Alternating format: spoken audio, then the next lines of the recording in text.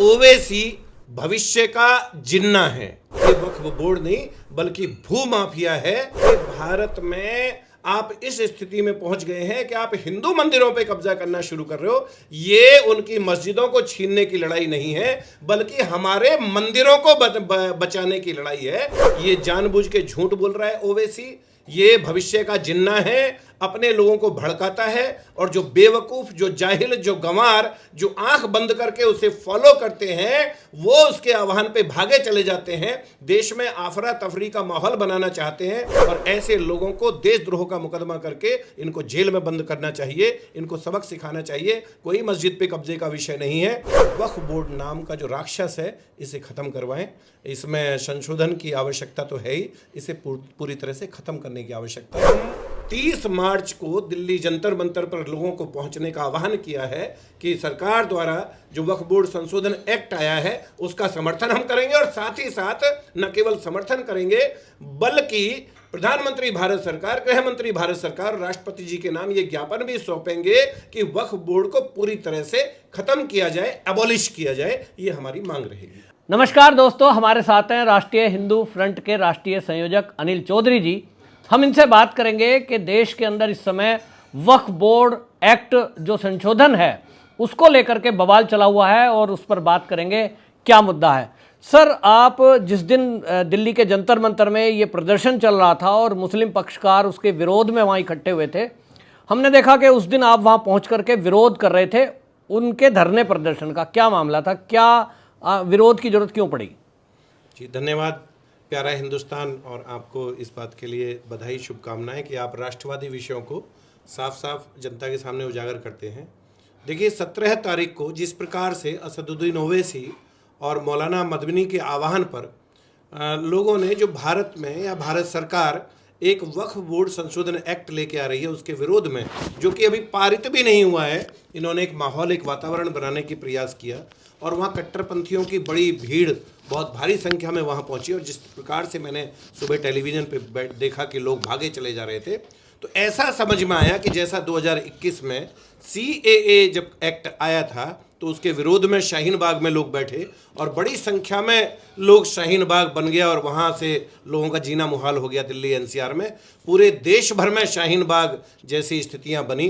तो ये एक और शाहीन बाग न बन जाए, इसलिए जो वक्फ बोर्ड संशोधन एक्ट का विरोध ओवैसी के आह्वान पर और मौलाना मदनी के आह्वान पर हो रहा था, न केवल उसका विरोध किया बल्कि वहाँ अफरा तफरी मची, भगदड़ मची और फिर पुलिस ने उनको वहाँ से भगाया। तो मैं इस बात से संतुष्ट हूँ कि कम से कम टाइम बीइंग के लिए उन्हें वहाँ से भगा दिया गया, खदेड़ दिया गया। और जहाँ तक वक्फ बोर्ड के एक्ट की बात है, वक्फ बोर्ड भारत जैसे एक लोकतांत्रिक देश में, धर्मनिरपेक्ष देश में, और जिन लोगों ने भारत का विभाजन कर लिया, तो भारत जैसे सनातनी देश में, हिंदू देश में किसी वक्फ बोर्ड की कोई आवश्यकता नहीं है। लेकिन इस बात का ओवैसी तो ये कहते हैं कि हमारी मस्जिदें छीन ली जाएंगी, मदरसे छीन लिए जाएंगे, लोगों को सड़कों पे आने के लिए आह्वान कर रहे हैं मौलाना। देखिए ओवैसी जैसे लोग, मदनी जैसे लोग जिन्होंने दंगा भड़का कर, पहली बात तो मैं ये कहूँ कि ओवैसी भविष्य का जिन्ना है। जिन्ना ने बहुत पहले से 1947 के बहुत पहले से देश में ऐसा ही वातावरण बनाया और उस वातावरण की परिणति हुई कि भारत माता के सीने पे आरा चलाकर भारत का विभाजन हुआ। और जिस कट्टरपंथी विचारधारा ने 1946 में बड़ी संख्या में पाकिस्तान बनने के पक्ष में वोटिंग की, उनकी आबादी के अनुपात में अधिक क्षेत्रफल मिला और पाकिस्तान बन गया। वो पाकिस्तान बनने के बाद यहाँ जो लोग थे जिन्होंने पाकिस्तान मांगा, नवाब थे, संपत्तियां थी, वो पूरी की पूरी संपत्ति को यहाँ बोर्ड बनाकर वक्फ कर गए। और जो उस वाले हिस्से में यानी पाकिस्तान वाले हिस्से में जो हिंदू, सिख, जैन, बौद्ध यानी सनातनी थे, जो वहाँ से मारे गए या भगाए गए, उनकी संपत्ति पर जाकर कब्जा कर लिया। तो इसे बिल्कुल स्पष्ट समझिए कि भारत में वक्फ बोर्ड के रूप में और वहाँ जाकर हमारी संपत्तियों पर कब्जा करके एक बड़ी संपत्ति इन्होंने बना ली। और इसमें भी एक बात मैं कहूँ कि रेलवे और डिफेंस के बाद आज भारत में शेष बचे हिंदू भारत में सबसे बड़ी संपत्ति का मालिक रेलवे और डिफेंस के बाद वक्फ बोर्ड है। और ये वक्फ बोर्ड नहीं बल्कि भू माफिया है जो ऐसे, और इसमें नेहरू जैसे लोगों से लेके और 1995 और फिर 2013 में जो संशोधन हुए, जो एक्ट को बहुत ही क्रूर बनाया गया, उसमें ये परिस्थितियां पैदा की गई कि किसी हिंदू, किसी सनातनी कोई भी संपत्ति पर अगर वक्फ कोई दावा करता है तो भारत की किसी अदालत में उस पर कोई मुकदमा नहीं चल सकता, बल्कि वक्फ बोर्ड ट्राइब्यूनल यानी जो उन्हीं का है, उन्हीं के यहाँ हमें कहना पड़ेगा, गांव के गांव ये लोग संपत्ति, और यदि इसको नहीं रोका गया, इसका विरोध नहीं किया गया, तो पूरे भारत को, पूरे भारत की संपत्ति को ये राक्षसी वक्फ बोर्ड लील जाएगा, समाप्त कर देगा। इसलिए हम 30 मार्च को दिल्ली जंतर मंतर पर लोगों को पहुंचने का आह्वान किया है कि सरकार द्वारा जो वक्फ बोर्ड संशोधन एक्ट आया है उसका समर्थन हम करेंगे, और साथ ही साथ न केवल समर्थन करेंगे बल्कि प्रधानमंत्री भारत सरकार, गृह मंत्री भारत सरकार, राष्ट्रपति जी के नाम ये ज्ञापन भी सौंपेंगे कि वक्फ बोर्ड को पूरी तरह से खत्म किया जाए, एबॉलिश किया जाए। ये हमारी मांग रहेगी। लेकिन वह जो मुस्लिम पक्षकार हैं वो कहते हैं कि ये तो अल्लाह के नाम पर हम लोगों ने ही दान दी हुई जमीन है, जिसको ये छीनने की कोशिश कर रहे हैं। देखिए, भारत 711 से पहले सनातनी भारत था।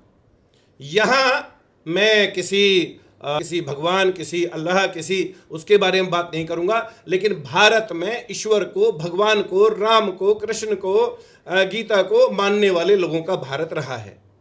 भारत में 1200-1300 वर्ष की जो गुलामी का समय था, जो आतताइयों ने, आक्रांताओं ने जो गड़बड़ की, जो यहाँ अत्याचार किए, और बाद में परिणाम स्वरूप भारत का विभाजन हो गया, शेष बचे भारत में कोई मस्जिद चली जाएगी, कोई इस तरह से नुकसान हो जाएगा। अरे भारत में आप इस स्थिति में पहुंच गए हैं कि आप हिंदू मंदिरों पे कब्जा करना शुरू कर रहे हो। ये उनकी मस्जिदों को छीनने की लड़ाई नहीं है, बल्कि हमारे मंदिरों को बचाने की लड़ाई है। ये हमारे अस्तित्व का विषय है। ये जानबूझ के झूठ बोल रहा है ओवैसी, ये भविष्य का जिन्ना है, अपने लोगों को भड़काता है, और जो बेवकूफ, जो जाहिल, जो गंवार, जो आंख बंद करके उसे फॉलो करते हैं, वो उसके आह्वान पे भागे चले जाते हैं। देश में आफरा तफरी का माहौल बनाना चाहते हैं।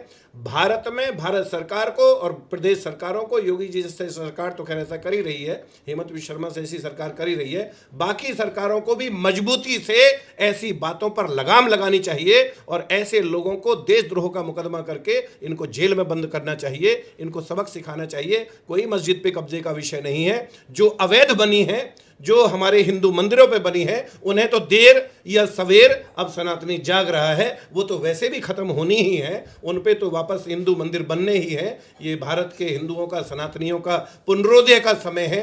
तो ये तो सब विषय नहीं है कि हाँ, हम किसी की मस्जिद पे वैसे कब्जा, या किसी भी धर्म स्थल पे, चाहे वो चर्च हो, मस्जिद हो, हम उस पर कब्जा करने वाले लोग सनातन में ऐसा है ही नहीं। हमारा है, हम उसे छोड़ेंगे नहीं, और जो किसी का है हम उसे खत्म नहीं करेंगे।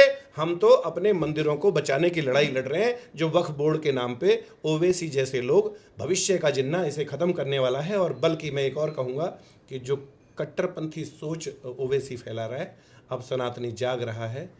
इस कट्टरपंथी सोच को समूल नाश, जड़ से उखाड़ फेंकने का समय आ गया है। और इसकी जो इस बात की, इसको समूल नाश करने की, इस जड़ से उखाड़ फेंकने की शुरुआत 30 मार्च को जंतर मंतर से होगी। सनातनी भाई, हर हिंदू घर से, हिंदू, सिख, जैन, बौद्ध, जब मैं हिंदू कहता हूँ तो उसमें हिंदू, सिख, जैन, बौद्ध सब शामिल हैं। इनमें से हर हिंदू घर से कम एक व्यक्ति उस दिन जंतर मंतर पहुंचे, दिल्ली पहुंचे। नवरात्र का दिन है, प्रथम नवरात्र है। माँ जगदम्बा ने अधर्म के विरुद्ध युद्ध पहले दिन जब छेड़ा था, उसी की याद में प्रथम नवरात्र है, तो उस दिन हम अवश्य पहुंचे। ये प्रयास है। आपका चैनल इसके लिए बधाई का पात्र है कि आप इन विषयों पे, जो बिल्कुल सही विषय हैं, सनातनी विषय हैं, राष्ट्रहित के विषय हैं, इन पे आप प्रश्न पूछ रहे हैं। मैं आपको भी बधाई, साधुवाद देता हूं, और तमाम सनातनियों से आग्रह करता हूं कि 30 मार्च को जंतर मंतर अवश्य पहुंचे। तो अनिल जी, आपने बहुत बड़ी बात कही कि हम किसी की मस्जिद या मदरसा नहीं छीन रहे हैं, केवल हिंदुओं को बचाने की बात है, इसलिए चाहते हैं कि ये वक्फ बोर्ड एक्ट आए। ये आप आश्वस्त करते हैं कि सरकार के द्वारा जो पारित किया जाएगा, जो अभी हुआ है, उसमें इसी तरह की बातें हैं, वो ऐसी केवल बरगलाने की बात कर रहे हैं? देखिए, मैं इस बात को और स्पष्ट कर दूं, अभी विष्णु जैन जी ने भी कुछ कहा है जी। सरकार जो संशोधन लेके आ रही है, जिसके बारे में ओवैसी यहां वहां की बातें करके बरगला रहा है, सच्चाई ये है कि संशोधन एक्ट भी पूरी तरह से कंप्लीट नहीं है। जी जी। मात्र कुछ संशोधन हैं, मतलब जो मांग है वो पूरी नहीं हो रही है। हाँ, वो मांग पूरी नहीं हो रही है। तो ओवैसी क्या बदमाशी कर रहा है वो नहीं, बल्कि इससे एक कदम आगे जाना पड़ेगा। अब इस वक्फ बोर्ड के नाम की संस्था को समाप्त करना होगा और तमाम हिंदुओं से, तमाम सनातनियों से मैं आग्रह करूंगा, यहां वहां की बातों में ना बटे, किसी ओवैसी किसी मंदिर मस्जिद की बात में ना बटे, किसी सनातनी बोर्ड यहां वहां की बात भी ना करें। एक लक्ष्य रहे कि वक्फ बोर्ड को हमें समाप्त करवाना है। मतलब आप जो है केवल संशोधन तक रुकने वाले नहीं हैं, इसकी समाप्ति की बात, इसकी समाप्ति की बात है। और देश भर में हम लोग, जितनी हमारी क्षमता है, हम लोग राष्ट्रीय हिंदू फ्रंट के नाते और बाकी लोग, चाहे मैं यति नरसिम्हानंद जी कहूँ, उसमें पिंकी जी कहूँ, उसमें विनय जी कहूँ, उसमें प्रीश सिरोही कहूँ, या मैं स्वयं, हम लोग, ममता सहगल जी, हम लोग कहें नहीं, ये हमारा विषय ही नहीं है। हम मात्र एक निमित्त हैं कि हम वहाँ जा रहे हैं।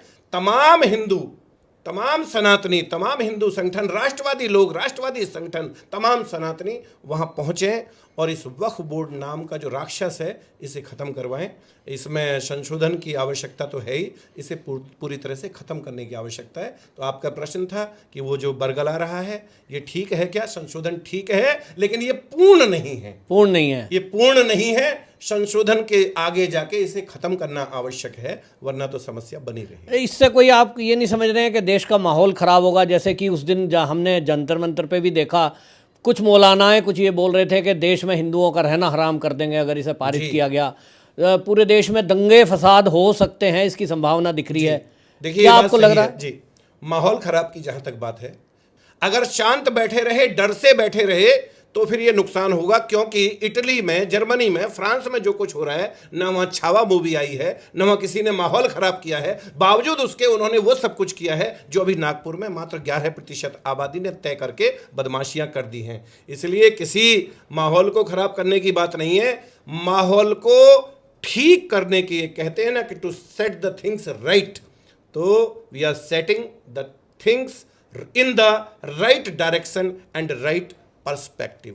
हम चीज़ों को सही दिशा में ले जाना चाहते हैं और यही सही दिशा है कि अगर कोई ये सवाल दाएं बाएं से उठाए कि माहौल ख़राब हो रहा है, तो माहौल ख़राब करने की कोशिश करने वालों से सख्ती से निपटा जाएगा। हाँ, ये बात सही है कि 8-8, 10-10 बच्चे पैदा कर रहे हैं। आज से 20-25 साल बाद वो इस स्थिति में होंगे कि ये सब बातें करके वो निर्णायक स्थिति में आ जाएंगे। लेकिन आज भारत में 120 करोड़ सनातनी हैं। अभी तो हमारे हिस्से में बहुत कम संख्या में चीज़ें आ रही हैं।